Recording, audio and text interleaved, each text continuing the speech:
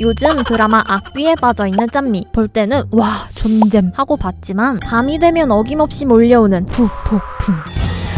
문을 열면 귀신이 쳐들어와서 빙이 되고 막 미친 사람으로 변하겠지? 지금 뒤돌아보면 거울인데 느껴져. 누군가 날 노려보고 있어. 그렇게 쌩 지랄을 하다가 뜬 눈으로 밤을 지새웠답니다. 이런 공포물을 보면 어떤 귀신을 내놔도 호러계의 세계 최강은 K귀신인 것 같은데요. 실제 옛날엔 처녀 귀신보다도 더 지리는 귀신들이 많았다고 합니다. 오늘은 한국 귀신에 대한 이야기입니다.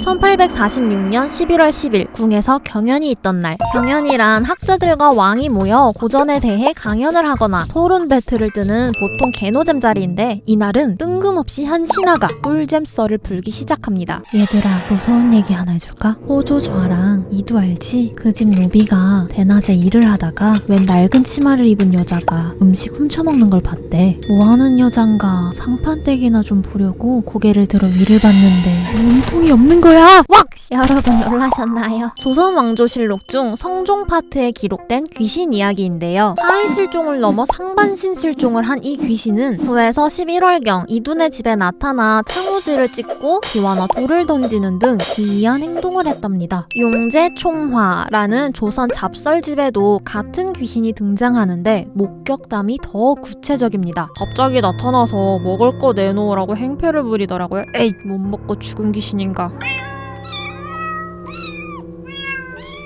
상반신 실종 귀신 얘기가 도성내 핫이슈가 되자 조정의 한 신하가 진지하게 대책을 제안합니다. 그 귀신 대포로 쏴버리시죠. 뭔 개소린가 싶지만 당시 조선 사람들은 총이나 대포로 귀신을 퇴마할 수 있다고 믿었습니다. 귀신은 음의 기운이 가득하고 화포는 양의 기운이 만빵이니까 화포로 음기를 태워버리자, 그런 논리였던 거죠. 자, 지금부턴 상반신 실종 귀신을 현대의 T적 관점으로 해석해보겠습니다. 앞서 귀신이 기와나 돌을 던지고 창호지가 절로 찍혔다고 했는데 물체가 지 혼자 파괴되거나 움직이는 이 현상을 외국에선 전문 용어로 폴터가이스트라고 부릅니다. 밝혀진 바에 의하면 이 현상은 정신적으로 문제가 있는 사람이 충동적으로 물건을 던지거나 잠결에 물건을 부수고 기억하지 못하는 등 대부분 사람의 짓이었다고 합니다. 이 관점에서 보면 당시 상상 이상으로 빡센 중노동에 시달린 노비가 정신적 스트레스에 시달려서 자기가 한 짓을 귀신 짓이라고 핑계를 댔거나 아니면 본인 스스로가 환각을 본 게 아닐까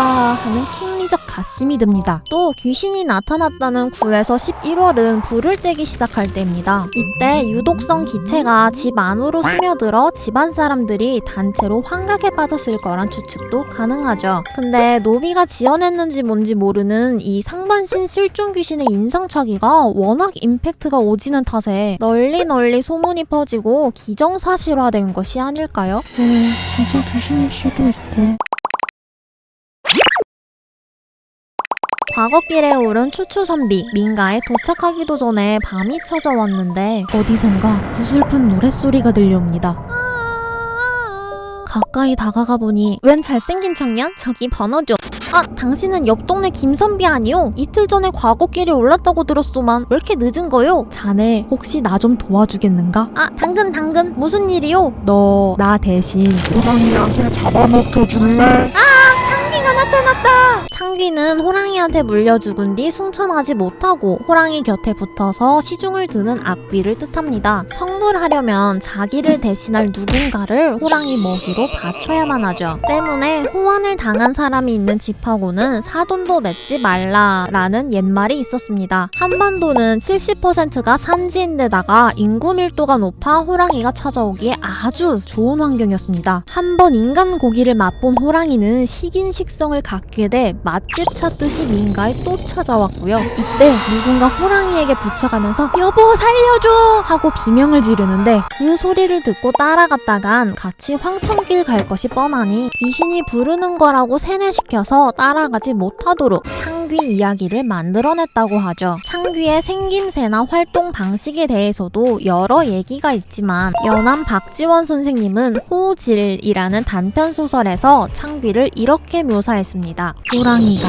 한번 사람을 잡아먹으면 그 사람은 굴각이란 창귀가 되어 호랑이의 겨드랑이에 붙는다. 이때 호랑이는 창귀로 인해 부분적으로 사람을 홀리는 능력이 생긴다. 호랑이가 두 번째 사람을 잡아먹으면 그 창귀는 호랑이 광대뼈 밑에 붙고 이울이라고 한다. 이때 호랑이는 창귀의 도움으로 눈이 밝아져 사람이 쳐놓은 덫을 피할 수 있게 된다. 호랑이가 세 번째 사람을 잡아먹으면 이 창귀는 육혼이라고 하는데 호랑이 턱에 붙어 자신이 아는 사람의 이름을 죄다 알려준다. 물론 소설이긴 하지만 당시 사람들이 창귀를 호랑이의 개 악질 앞잡이로 생각했던 건 확실해 보입니다. 때문에 옛날 사람들은 호랑이에게 잡아먹힌 시신을 만나면 태워서 돌무덤으로 봉인해버렸습니다. 강원 산간 지역에서 종종 보이는 이런 식의 무덤을 호식총이라고 하는데요. 벌초도 필요 없고 창귀와의 손절 의지가 강하게 돋보이는 디자인이네요.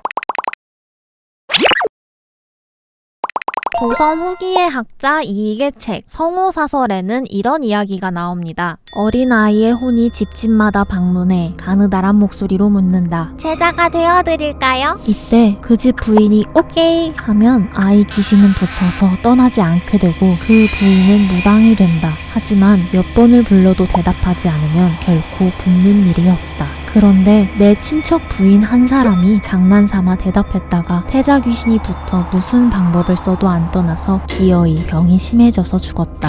어린아이가 죽어서 된 귀신을 태자귀라고 합니다. 특히 옛날 영아 사망 원인 1위였던 천연두와 영양실조로 죽은 아이들을 말하죠. 지역에 따라 태자, 명두, 명도 등으로 불리고 북한 지역에서는 세트니, 세타니라고 부른다는데요. 무당이 휘파람 소리로 태자귀를 불러내면 점치고 예언하고 자손 번영, 무병장수 소치 가능. 때에 따라선 죽은 자를 살리는 힘까지 있다고 전해졌습니다. 때문에 조선시대에 영험함을 원하는 무당들 사이에선 암암리에 연매라는 주술이 유행했는데요. 아이를 굶긴 뒤 죽통 안에 음식을 집어넣어 들어가게끔 유인하여 태자귀로 만드는 끔찍한 주술이죠. 조선왕조실록에도 연매 금지에 관한 내용이 자주 등장합니다. 여러분, 근데 혹시 제가 아직도 추추로 보이시나요? 오늘 꿈자리 조심하세요. 교양만두였습니다.